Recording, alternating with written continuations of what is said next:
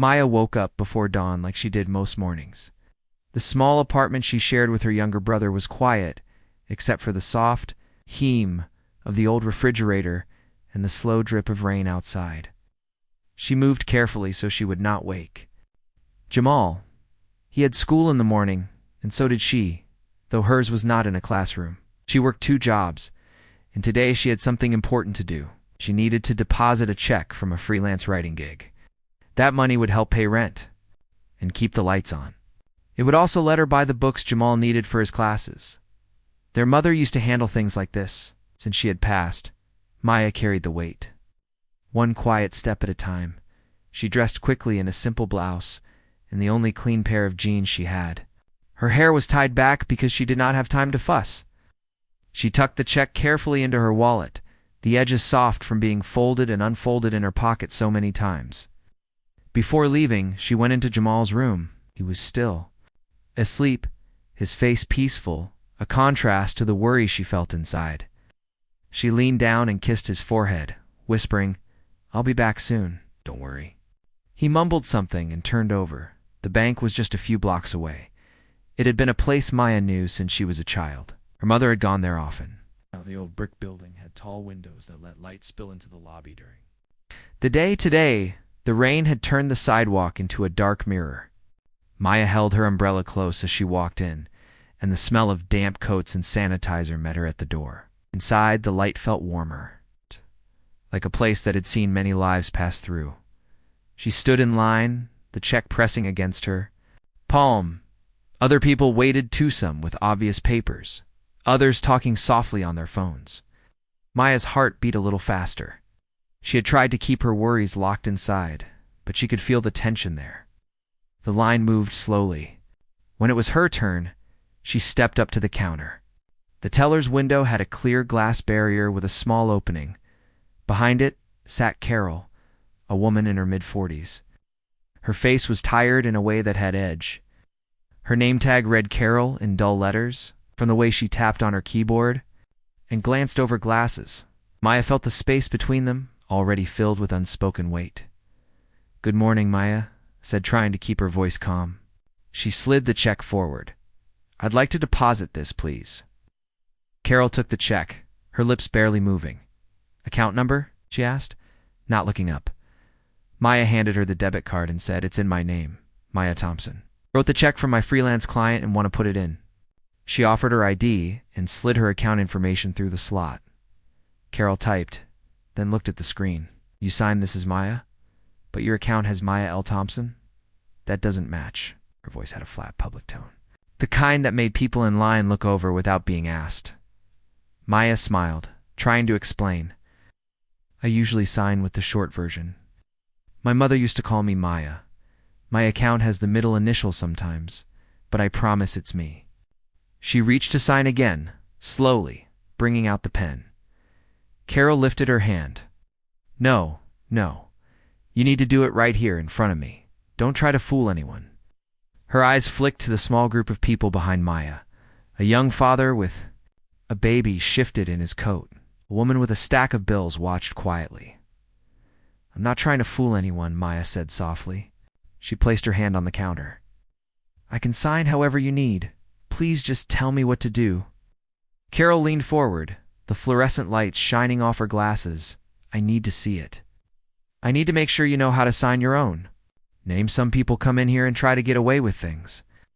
Her tone carried something that was not spoken in, undercurrent of doubt cast not on papers, but on the person holding them. Maya felt the heat rise in her cheeks. Her stomach tightened. She wanted to walk away. She wanted to say nothing and just leave. But she also knew that without this deposit, things would get worse at home. She lifted the pen, held it the way she always did, and signed. She wrote the name slowly and clearly. She slid the check back. Carol looked at it, then at the computer, then back at Maya. She tapped her finger on the desk and loudly asked, "Do you always sign like that? Because it looks different from what we have on file, but you don't even know how to write. Are you sure you're the one who wrote this?" Her words had moved like smoke. They filled the space, soft at first and then spreading. Some people in line turned their heads. The young father's baby had stopped crying. Carol pressed a button, and the small speaker in the corner crackled. "Security, please come to window 3. Her tone now had a sharp edge, the kind that lifted suspicion without proof. Maya's throat closed. "I wrote this check. I have my ID. I just want to deposit it." Her voice shook a little, but she kept it polite, looked around and saw the way a few people held their breath. She saw a teenager trying to pretend he wasn't watching. She felt old shame from school days, times when someone had laughed because she had asked a question. It all came back in a flood, uninvited. Carol turned to the customer behind Maya and said loudly, "You see this? This is why we have rules. We can't just accept everything. Some people need help. Some people need supervision." The words landed like stones. Maya could hear a soft, quiet whisper from the man behind her. "That's wrong." He didn't say it loud. He did not need to. His face showed that he knew what it looked like. The security guard arrived, a tall man with a tired expression. He stood behind Carol, arms folded, not saying a word yet. Carol gestured toward Maya. "She doesn't know how to sign properly. I need to verify who she is. I think we should hold this while we check further." Her eyes flicked briefly too. Maya's face, searching for something she could label.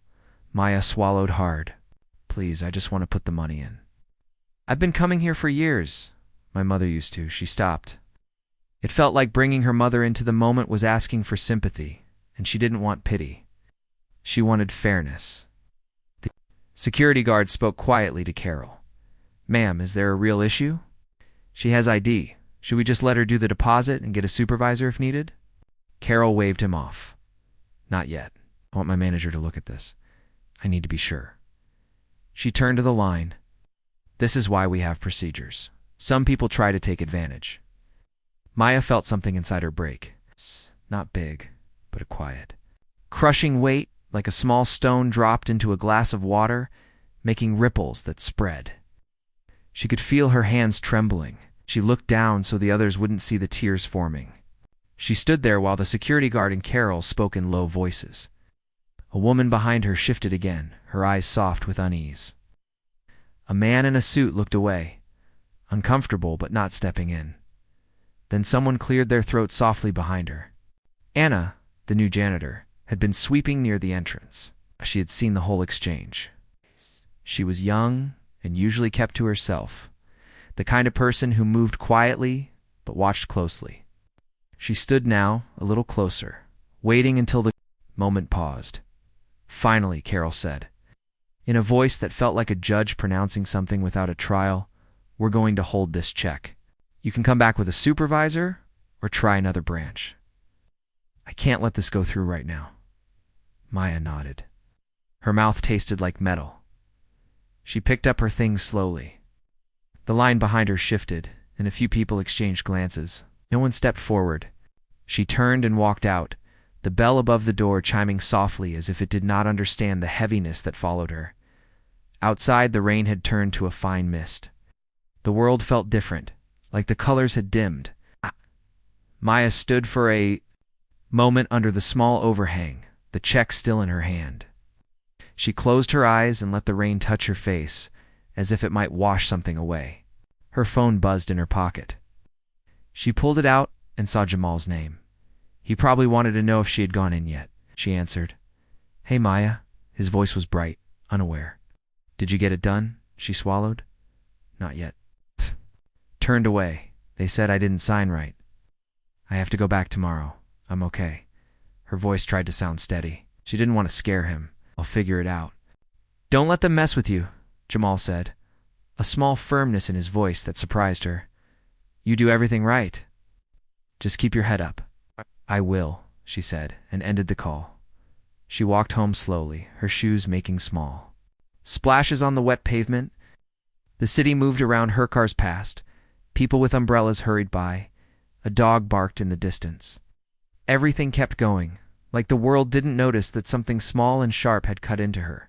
She opened the door to the apartment. Jamal was at the small kitchen table, scratching in a notebook, working on a math problem. He looked up, and she saw the worry in his eyes. She smiled, a little tired, and sat. "Did they give you the money?" he asked. No, she said simply. But I'll go back. I'll talk to someone higher. She didn't tell him how it had felt like she had been looked through, not seen. She didn't tell him how small she had felt in a place that was supposed to help. She poured 2 cups of instant coffee, handing him one. He did that to you? Jamal asked after a moment. The teller? Maya shook her head. It wasn't just her, it was how they did it. I don't want you to feel like this is normal. It's not. She took a breath. Tomorrow, I'll go back. I'll ask for the manager. I'll write it down. I'm not going to let it just sit. Jamal nodded. He believed. Maya woke up with the memory of the teller's voice still in her ears. The anger that had sat quiet under the embarrassment the day before now burned a little sharper. She did not sleep well. She kept turning in her mind the moment Carol had raised her hand, the way the security guard had looked between them, the silence of the people in line. She made coffee, the bitter steam filling the small kitchen, and sat across from Jamal. He was already up, his school uniform neat, his backpack open with pencils lined like soldiers. You okay? He asked, watching her stir sugar into her cup. Even though she didn't like it too sweet, Maya gave him a small smile. I'm okay. I'm going back today. She took a breath, not letting the worry sound heavy. This time I'll ask for the supervisor. I'll talk to someone who can help. Jamal didn't need directions. He nodded like he understood the weight of it all. Write it down, he said. Everything. Don't forget who was there. She had already started. The notebook under her mattress was heavier now, with 3 new entries. She had written the time the teller had called security, the words Carol used that felt like a look-through, the soft voice of the man behind her who said, "That's wrong." She was careful to write exactly what happened, not to make it sound bigger or softer, just true to at the bank. The rain had returned in slow drops that painted the sidewalk in a pattern of small circles. Maya walked in with the notebook tucked into her bag like armor. She was careful not to look nervous. She kept her shoulders steady. Inside, the lobby smelled the same clean, a little sharp, with disinfectant. The same line formed, but this time she watched the faces. How some were familiar, others new. The woman who had been behind her the day before gave her a small nod of recognition. Maya nodded back. It helped, that quiet acknowledgement. She went up to the counter and didn't wait for the call. She spoke clearly. I'd like to speak with the branch supervisor. I was here yesterday. I had a problem with the way I was treated while trying to deposit a check. The woman at the counter, a younger teller named Paula, looked at the computer and then over the glass. The supervisor is with a client right now. Can you wait? Maya nodded. She took a seat in the small row of chairs and opened her notebook. She flipped to the entry from yesterday and read it again quietly, making sure the words matched what she remembered. She added 1 sentence. Felt small and watched. Wanted to leave but needed the deposit. After a few minutes, the supervisor came out. His name tag read Mr. Dawson. He had a soft voice and kind eyes, the kind of expression that made people feel like he was listening even before they spoke. He motioned for Maya to follow him into a small side office with a door that closed. Tell me what happened, he said simply, pulling a chair out for her. Maya told him. She did not pause over the words. She started from when she walked in, how she had been asked to sign again, how Carol had questioned if she even knew how to write her name. The call to security, the way the line had watched. She gave him the full story. Mr. Dawson listened without interruption, nodding slightly, his fingers steepled in front of him. When she finished, he asked, "Do you have anything written down?" She pulled out the small notebook, opened to the page, and pushed it forward. I wrote it right after. I want you to know exactly what happened. I don't want this to just disappear. He read it slowly. The corners of his mouth tightened. Just a little, not in anger, but in the way someone absorbs something that hurts. Thank you for coming back and telling me, he said. I'm going to look into this. I'll speak with Carol, and I'll review the camera.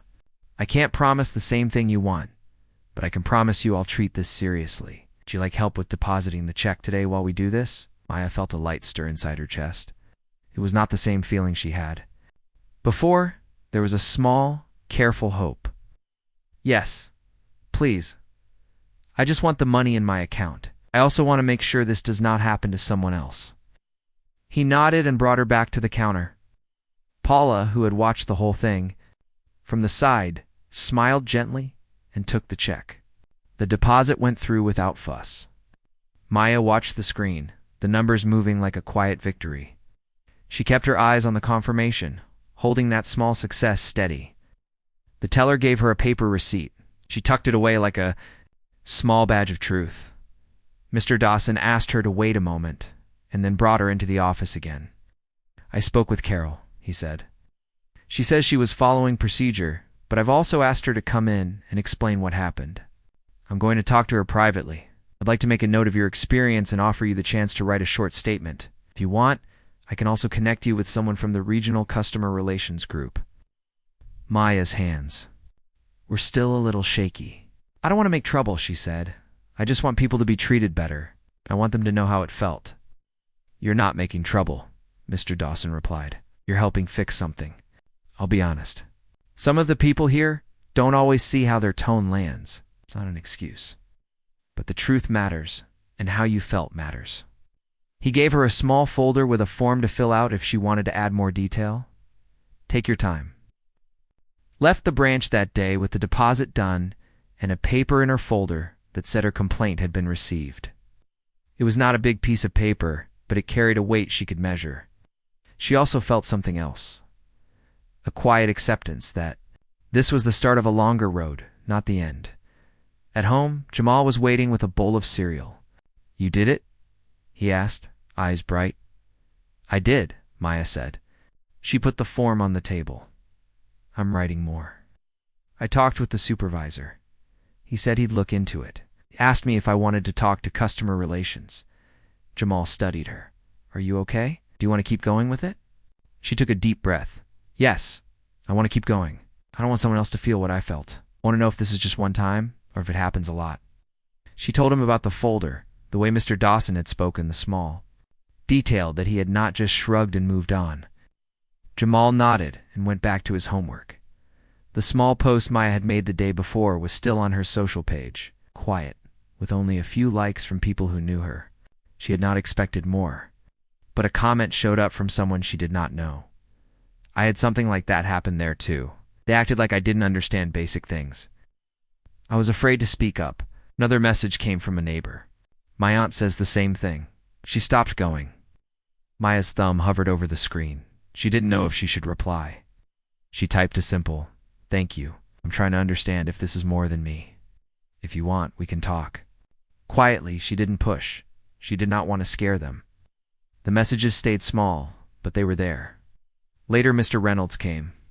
He was a retired postal worker who had been going to that branch for years to cash his pension check. He showed up at her door with a small paper bag. Inside were 2 donuts and a small note. "For your courage." He had seen her post in a local community group where she had mentioned what happened, and he had asked around and heard more. He sat at their tiny kitchen table while Maya poured coffee. "I've seen a lot in my years," said, stirring sugar into his cup slowly. "Not just from tellers, from managers who ignore things. People get used to thinking a moment like that is normal because nobody says anything after. I kept quiet too for a while. That little voice in your head that says, maybe I'm making it up. That's what keeps it going." His voice was gentle, not harsh. "You did right by writing, did right by coming back." Maya listened. She had not expected him. She had not expected that someone with a calm face would hold space like that. He pulled out a small stack of old local newspaper clippings, like he said, sliding them over. "Years ago, there were whispers about this place. Complaints. The names changed. The same tone stayed. People moved on because they had to. But you didn't move on." He tapped the table. "If you want, I can help you talk to others. I know some folks who, remember, they might not say it loud, but they'll talk to you. You should not carry it alone." Maya thumbed the edge of a clipping. "I didn't plan this. I didn't know where it would go. I just wanted the deposit. Now it feels like there's more. Here, I don't want to be the only one saying it." "You won't be," Mr. Reynolds said. "It starts with one, then another." People are tired of being small. Sometimes all they need is someone to say, "I saw it too." Anna, the janitor from the bank, began coming by more often. She would walk with a cart, but pause outside Maya's building sometimes. One afternoon, she stayed long enough to be invited in for tea. She was quiet at first, the kind of person who listened before she spoke. Then she said, "I saw you. I saw what she did. I didn't know if I should say anything. I only just started working there. I didn't think I had a place, but I saw more after that. They speak to people like they're less. I'm tired of it." Maya looked up. "You saw the whole thing?" Anna nodded. "You weren't the only one. There was an old woman last week who left with tears because they made her prove something about her own account. She was shaking. I cleaned that window, and she held onto the counter like the whole place might fall. I didn't know what to do. I can help you. I can tell what I saw. I'm not supposed to say much for fear of losing my job, but maybe there's a way that doesn't hurt you or me." Maya felt something open inside her own. Maya felt the momentum grow like a quiet wave. It had been a single sharp moment now, had others added to it, piece by piece. The notebook under her mattress was filling with names, notes, and small stories. She started to see a pattern, not in a scary way, but in a clear way. It was a pattern of how people were made to feel small in a place that should have helped them. She sat at the kitchen table with Jamal doing his homework and Mr. Reynolds visiting again, and they mapped it out like a plan, not of revenge, but of truth. The next step was finding more voices. Maya did not want to shout or make a scene. She wanted to ask quietly, gently, the way someone asks if a friend is okay. She started with the few messages she had gotten online. She replied to them with a short note. "Would you be willing to talk about what happened? I'm trying to understand if this is happening more. I'll keep it private unless you want to share." One by one, small replies came back. The elderly woman whose niece had sent a message said she had been spoken to like a child when she tried to fix a mistake on a withdrawal slip. A single father said they had questioned his reason for opening a small account and made him feel like his money was not welcome. A college student had been told her scholarship deposit looked odd and had been asked to produce extra documents while others were not. One afternoon, Maya went to the small community center across the street. Lena, the organizer, sat at a folding table covered with flyers about health screenings, summer youth programs, and a Know Your Rights pamphlet. Lena had heard of Maya's story from Mr. Reynolds, who had slipped into the center that morning with a note and said, "She's got more. She's trying to see if others felt it too." Lena had a calm presence, the kind that made people feel they had space to speak without judgment. She invited Maya to sit. "I don't want to make it bigger than it is," Maya said, handing over the notebook. "I just want someone to listen, and maybe to see if it's more than just me. I want to know if the way I felt was part of something they've done to others." Lena opened the notebook and read slowly. Her eyebrows moved not in surprise, but with the weight of understanding. She looked up. "This is more than one person's bad day. You found small pieces of a bigger problem. How people are treated when no one is watching closely, that matters. People get used to being quiet because they think it's only them. If we connect the stories, it becomes harder to ignore." Maya nodded. "I don't want to hurt anyone. I want people to be seen. I was just trying to deposit a check. Now it feels like it can help more than just me." Lena leaned back. "Then let's build that. We do it calmly. We collect what you have. We ask others to share too. We bring all of it not as anger, but as truth to the right place. I can help you." She pulled out a plain sheet of paper and began writing a list. "First, we document. Second, we choose people who are willing to speak with their names. Third, we prepare a clear message. We don't need to shout. Just need to make it impossible to pretend it's a one-time mistake." Maya felt something settle. It was not the end, but it was a direction. Lena introduced her to two other people that day. One was a nurse who had been ignored when she tried to open a small account for her clinic's volunteers. The other was a young teacher who had been made to feel guilty about asking a question about a loan form. Both had stories that sounded small alone, but when Maya listened, She felt the same quiet weight those people had carried. They agreed to put what happened into short statements, to share them with Maya and Lena, and to let them be part of the wider picture. Mr. Reynolds brought more context. He had kept old news clippings in a box at home, not because he wanted trouble, but because he thought the archive might help someone understand the repeated discomfort. He showed Maya an article from years ago about a local group complaining about unfriendly service at the branch. Ow. Another paper had a story about a manager's promise to fix the tone. The names had changed, but the shape of the complaints had not.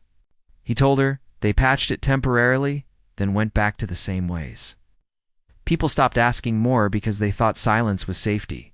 You're doing the opposite. You're asking more. Maya began to see the subtle balance. Carol had been sharp and loud in her way, but she was not the only one. There were small things. Staff ignoring some people's questions while answering others quickly. The tone used when a black customer spoke versus when a white customer did. The way someone with a clean suit was treated with automatic respect. While a mother with a sleeping baby was given longer pauses in doubt, Lena helped Maya organize the examples. They created a simple grid: name, date, situation, how the person felt, and what the staff did. They included Mr. Reynolds' memory notes, Ana's quiet written observations, the statements from the new voices. Lena also brought up something Maya had not thought of: the power of a local reporter. People listen when someone outside. The community helps carry the story, not to blow it up, but to show it's not just opinions. A calm article about patterns, not drama, can make leaders look closely. I know a reporter who has done that before. She cares about how systems affect people quietly. If we take the facts and the voices, she might help us tell it in a way that reaches the people at the top. Maya was nervous. She had not planned on more eyes. But she knew the story had weight now, and silence might let the branch go back to how it was before, making the next person feel small. She agreed. They set a time. Lena helped her write a short summary, not emotional in a dramatic way, but clear. A black woman was publicly doubted while depositing a check did not receive help and felt humiliated. That moment was linked to others.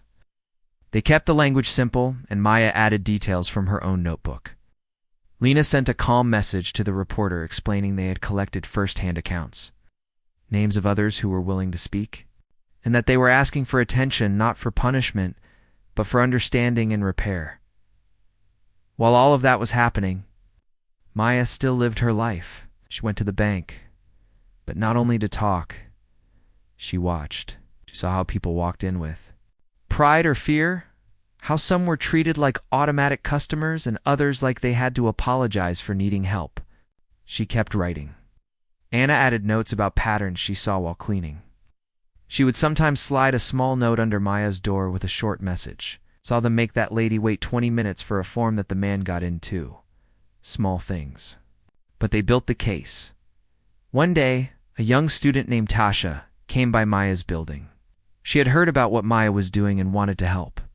She had her own story when she tried to cash a small scholarship deposit. The teller had asked too many personal questions and made her explain where the money came from, as if she were hiding something. Tasha was quiet but clear when she told it. Maya and Lena added her story. Tasha said she felt better because she was not alone. The act of saying it out loud made the weight shift slightly. As more voices joined in, Maya also felt something change inside her. The fear, the smallness was still there sometimes when she opened her notebook and read the words. But underneath, it was a steady thread of purpose. She began to think less about how she had felt humiliated and more about what could change. That did not mean she forgot the sting. It meant she used it. She could feel the difference when she walked into the bank now. She still felt the memory of Carol's sharp tone, but she held her head a little higher. She was not the same quiet person who had left with the check held back. She had names beside her. One evening, Lena brought over a folder with a simple layout. It had all the statements, the patterns, and a clear note at the top. Request for review. They left space for the reporter to add her angle if she agreed to help. They prepared a short list of people willing to go on record and a longer list of people who were okay with anonymous inclusion. They also added a small section about what they wanted. Not revenge, but accountability. They asked that the branch's handling be looked at, that staff receive training, that a way be created for customers to share concerns safely without fear. The reporter responded a few days later. She asked to meet. She arrived at the community center with a small notepad and a calm way of talking. She did not rush. She asked questions like, "What did you feel in that moment? And what do you want others to know?" She spoke to Mr. Reynolds, who gave history. She spoke to Tasha and the nurse. She spoke to Maya last, and Maya told her the whole path from the sharp sting of being doubted to the slow building of other voices. The reporter nodded, not with judgment, but with the kind of attention that made you feel your story mattered. She asked if she could review the written notes, and if the people who were willing could speak to her directly. When the interview ended, Maya felt tired but not empty. She and Lena walked home together. Lena said, "This isn't done." But they can't pretend anymore. They don't see it. You have a group now that makes it real. Maya looked down at her hands. She had been carrying fear like a weight on her shoulders. Now she carried a fold or two, heavy with paper, with other people's words, with small histories, and with a quiet power. She thought of Jamal doing homework, of the way he had told her to write it down, of Mr. Reynolds bringing his clippings, of Anna sliding notes, and of Tasha saying she felt less alone. She felt responsible not for every story, but for making sure the truth. The reporter's article arrived like a quiet ripple that turned into a wave. It did not scream. It did not use angry words. It started with Maya's name and the day she had gone into the bank to deposit a check. It described how a teller had publicly doubted her, asked her to prove she could sign her own name, and called security while others watched in silence. Then it moved outward, showing the other stories. Mrs. Carter, who had been spoken to like she did not understand a simple withdrawal. Tasha, who had been forced to explain her scholarship money again and again. The nurse who felt judged for asking. About a small donation account. Included Mr. Reynolds giving the history. The old clippings that showed how complaints had been promised to be fixed before and then forgotten. It quietly explained that these were not isolated moments, but small pieces building a pattern of disrespect toward people who didn't fit a certain image of normal customer. Lena shared the draft with Maya before it went live. Maya read it slowly, her finger tracing under the lines as if the words could be held and weighed. The reporter had written their names with care and where people wanted to stay anonymous. The article respected that. The tone was firm, but not mean. It showed the branch's record of complaints. The internal notes Mr. Reynolds had helped collect, added a few new details the reporter had found by showing up, asking questions, and watching the staff in action. There was a picture taken outside the bank earlier of Carol speaking loudly to a different customer while the camera caught the strain in the person's shoulders. The article ended with a clear point, a branch that could not earn trust by. Treating people fairly was risking the trust of the whole community. The moment it published, it moved. People in the neighborhood saw it first. Some shared it quietly on their own social media with comments like, "This is why I stopped going there, and I felt that too." Others tagged the bank's regional page asking what would be done. A local civil rights group issued a public note that said simply, "We are watching. Patterns matter." The story was picked up by a small news station. Calm anchor read parts of it, not with excitement, but with concern. The branch got calls. The regional office got emails. The article was the kind of thing that made people who usually looked away now have to look. Inside the branch, the air shifted. The manager who had brushed Maya off earlier felt the first tug of pressure. He gathered the staff in a quiet meeting and read a short memo from upstairs about customer experience, recent coverage, and internal review. Carol, who had always moved with loud certainty, sat at her desk and felt the slow sinking of something she had not expected. She read the article carefully. The part with Maya's experience sat on the screen. She saw herself in the photo from outside, her mouth open, her hand pointing, the tension of her face frozen in time. It made her stomach twist, not because she had been caught, but because she saw how the angle of her words landed. The defense she had wrapped around herself for years felt thinner when she saw people she did not know nod in the video clips. The reporter used. She told herself it was procedure, and yet the article showed how a procedure looked when it fell on certain people more than others. The regional office responded first with a statement posted online. It used the kind of language designed to sound responsible. We take customer feedback seriously. We are reviewing the reported concerns and are committed to improving our service. It promised a careful look and training. It did not yet name any change. The community watched. Maya sat with Lena and Mr. Reynolds in the small center and read the statement out loud. They all knew the difference between a paper apology and an action. Maya said, "We keep going. This is just the opening. I have to see more." The pressure grew when more people came forward after reading the article.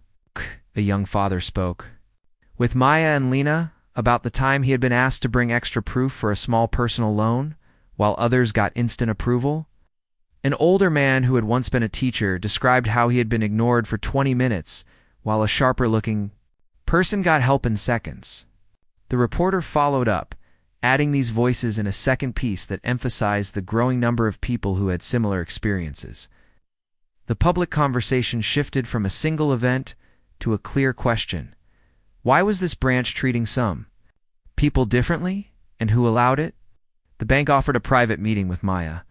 It was framed as something generous. "We'd like to hear more and work with you on making things right."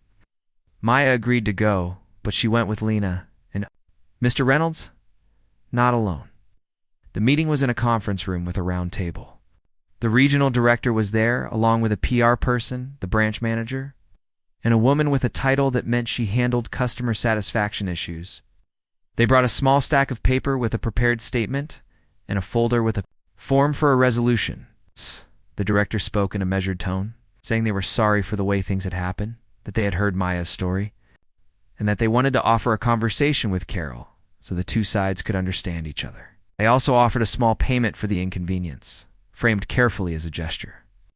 The PR person asked if they could share a statement together, the kind that looked like a peaceful resolution. Maya listened. Her voice was calm. She said, "I appreciate that you are listening. I'm not here for a quiet photo or a quick fix. I want real change so someone else does. Not feel small in that way. I do not want to do the conversation with Carol unless she understands the weight of her words. I don't want this to disappear with a photo op. I want you to look at the pattern and do something that stays." She did not refuse the payment directly, but she did not accept it either. Said she asked what would happen to the complaints already in the system and what the branch would do to make sure people could speak safely in the future. The room grew quiet. The regional director offered a softer apology. He said they would begin an internal review. He promised sensitivity training, and that the branch would add a way for people to leave feedback beyond the usual comment cards. Maya asked for a timeline, who would watch if promises were kept, and how the community would know. He gave general answers. Lena pushed gently. "Can you commit to a public report after the review? Can the community have a voice in how the training works?" The director nodded slowly. "We will consider that." It did not feel complete. Maya left with a note that the review had started, and a promise that the branch would be closely examined. She and Lena both knew more. Had to happen. The public kept watching. The next week, the bank's auditor arrived unexpectedly. It was not the first time audits happened, but this one felt different. The regional office had flagged the branch because of the growing public attention. The auditors looked through records, customer complaints, video footage, and internal emails. They asked staff to explain how they handled certain situations. They found that some procedures had not been followed consistently. They saw that some complaints were filed and then buried, that follow-up was weak, and that the tone of service varied based on the customer, something that could not be explained by training alone. The audit report, quietly shared with the regional leadership, used words like systemic gaps and trust erosion. It mentioned that the branch had a history of reactive fixes rather than long-term solutions. The day the branch got the notice from the regional office was tense. The closure announcement came sudden. Short message went up on the door. Branch temporarily closed for restructuring and service improvement. We apologize for the inconvenience. People from the community gathered quietly outside, looking at it. Some shook their heads. Some whispered they closed it because they got caught. Others said, "What will people do now?" The bank framed it as a chance to rebuild better, but many saw it as a result of the pressure. Carol was told she was being reassigned temporarily while additional training and review happened. The manager, who had once brushed off Maya's complaint, now had to help explain the closure to customers. Maya heard about the closure from a neighbor, who came by with a small plate of warm food. The sign on the door reminded her of the day she had walked out under the rain, the weight of public doubt pressing down. This time, she went to the site with Lena and Mr. Reynolds. They stood for a moment watching the workers change the locks. Talking quietly, people from the neighborhood approached them. Some thanked her with small words. One woman hugged her, another man simply nodded, eyes wet, saying, "You made it stop." "That's enough for me." The closure left a hole. The branch had been a place people used because it was close. Now they had to travel farther. That did not feel like progress, but the closure also sent a message. It said the branch had broken trust in a way that could not be fixed by a single apology. Maya felt a mix of feelings. She did not celebrate. She knew the employees inside had their own lives, and that closures affected many. But she also felt a truth. When systems ignore people's pain, pressure can bring change. She stood with Lena and Mr. Reynolds, and the three of them faced the building that had once been a place of small hurts. Now it had a quiet sign, and behind it the start of something unknown. That night, Maya went home. Jamal was waiting, his face bright with the small pride he always carried for her. "They closed it?" he asked. "They did. May." The week after the branch closed felt strange to Maya. The building that had once felt heavy with small hurts now stood quiet, its windows dark, a temporary paper sign flapping in the wind. People whispered in the street when they saw her, some with thanks, some with worry. The hole left by the closure was real. Some people had to go farther for basic banking, but something else had begun in those same days, something quieter and deeper. Maya felt the tug of responsibility again, but now it came with more support. She was not carrying the weight alone. The community meeting was set at the small center that Lena helped run. The room filled slowly. Some faces were new, some familiar. There were people who had spoken up before, and others who came because they had heard the branch had closed and wanted to understand why. The tables were pushed together, the papers stacked in neat piles, and at the front Maya sat with her notebook on her lap. Mr. Reynolds and Lena sat beside her. Jamal, dressed in his school clothes, sat quietly near the back. Watching her like he always did when she was doing something important, Maya stood when it was her turn. The room went quiet, in the polite way people do when they give full attention. She did not read from a script. She spoke in the same simple voice she used when she talked to Jamal about homework. She told the story again, not for drama, but for truth. She started with the check, the rain, the teller's tone, and the moment the security guard was called. She spoke about the shame that tried to settle into her bones and the choice she made the next day to go back. Then she spoke of the quiet. Voices: Anna, Tasha, the nurse, the father, the retired teacher, Mr. Reynolds. She held up the notebook slightly. "This is where it lived," she said. "I kept it under the mattress. I wrote it down so I wouldn't forget. I thought it was only my pain. It wasn't. It was a pattern." People kept quiet because they thought no one would listen. When we started sharing, something changed. People nodded. Some had tears in their eyes. One older woman raised her hand and said, "I didn't come forward before because I thought it was just me being too sensitive. Listening to you, I realized it wasn't just me." Another man who worked at a nearby store said, "My mother stopped going. She thought it was her fault. You showed us it wasn't." Lena then spoke. She talked about accountability, not punishment, but care. She said the branch had closed because trust broke. She explained the plan, a promise from the bank to bring, in true oversight, a community advisory group to help shape how the new service should work, and a small public report that would show what they were doing. She also introduced something new, a customer bill of rights the community had helped draft. It listed simple things like being treated with respect, having clear explanations, and having a safe way to raise concerns without fear of being ignored. The paper was passed around, and people added their own notes, small corrections, and a few suggestions. The regional director, who had come to the meeting in a quiet way, spoke last. He didn't try to make light of what had happened. He said the bank had heard. He said the closure had been the beginning, not the end. He admitted the original apology had not felt real. And he promised the community would have a seat in deciding how the branch would come back, if it did.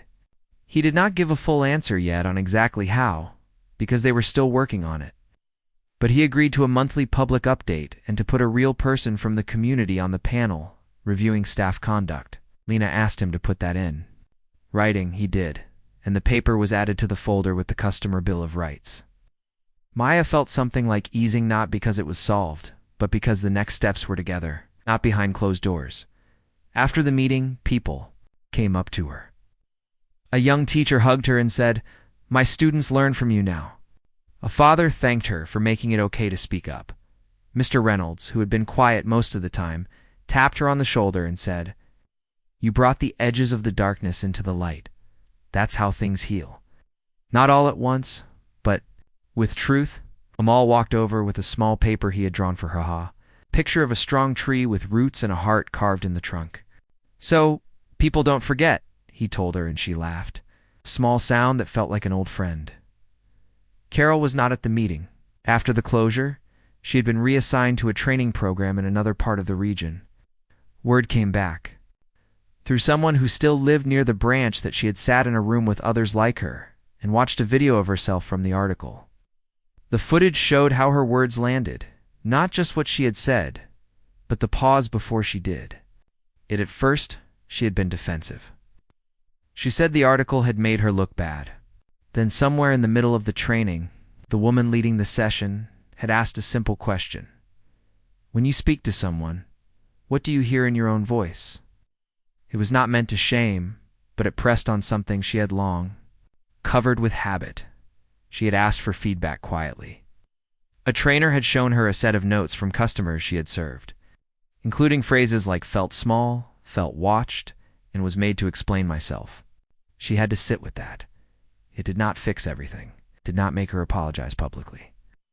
But she started writing her own notes, small ones, about how she approached the next person, what words she chose, and how she listened. The change was private. It was slow. The story did not follow her closely. Maya only knew what people whispered. But some of the people who had gone in after her said the tone had softened a bit, not out of fear, but because Carol seemed to pause before she spoke. That pause, small as it was, became a quiet sign that the work had reached beyond anger into reflection. Maya used the moment after the meeting to build something else. She started a small monthly newsletter, not big, not online for fame, but a paper one that she and Lena dropped at the library, the church, and the community center. It was called Seen and Heard.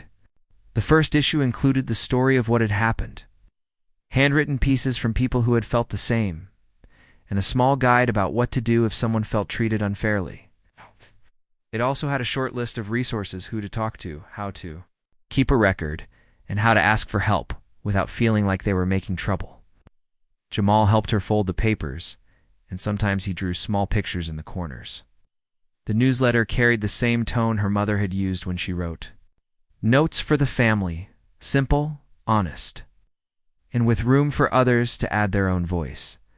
The community advisory group began to meet once a week. It had people of different ages and backgrounds. It talked about how the new branch could make sure the past stayed visible so it did not repeat. They planned how to train new staff, with real storytelling letting them hear in their own voices how customers felt. They wrote ideas for anonymous feedback boxes with safe questions. And they designed a small card that customers could carry that said, "I matter. Please listen." The card was a small way to remind the staff that a person's presence carried weight. Not only the paper they brought, Maya's own life shifted too. The embarrassment from the first day still surfaced sometimes when she walked past the old branch, or when she saw someone hesitate at a counter. But now when the memory came, It arrived with the reminder of what had grown from it. She saw people she had helped encourage speak up, and they were braver in their own ways. Her brother Jamal started a small after-school group where he helped younger kids write down their own small problems and think about how to speak clearly when they needed help. He liked telling them, "Write it down. It makes it real. And you can fix it." Word traveled outside their neighborhood too. A nearby college invited Maya to speak at a small class about community action. She went with Lena and Mr. Reynolds. She told students the same story she had told in the center. One young woman from that class later came back to help copy the newsletters. A local small business owner donated a few dollars to help cover the paper cost. It was not a big thing, but it showed the thread had reached further than Maya first imagined. Months passed. The bank did not open the branch right away. When it did, this was under a new sign with a different name and a small plaque inside that said "In partnership with the community." The advisory group had a seat at the table when they introduced the new customer feedback process. The customer bill of rights hung on a wall in a simple frame. There were still skeptics. Some people worried the changes would fade if no one kept watching. Maya agreed with them. That was why the notebook stayed where it always had done to her mattress. She added a new page every few weeks. Updates, new stories, questions. Her quiet line now included the path from pain to action. To repair, she never forgot to write the names of those who had helped, because she knew the truth lived in the people, not just in papers. One evening, she went back to the old building. It was being painted, the new sign not yet up. She stood across the street and watched a worker clean the front steps. Lena came and stood beside her. "Do you ever think it could have stayed the same if you didn't go back that second day?" she asked. Maya looked at the dark windows, then down at the small card in her hand, the one with the tree Jamal drew. She tucked it into her pocket.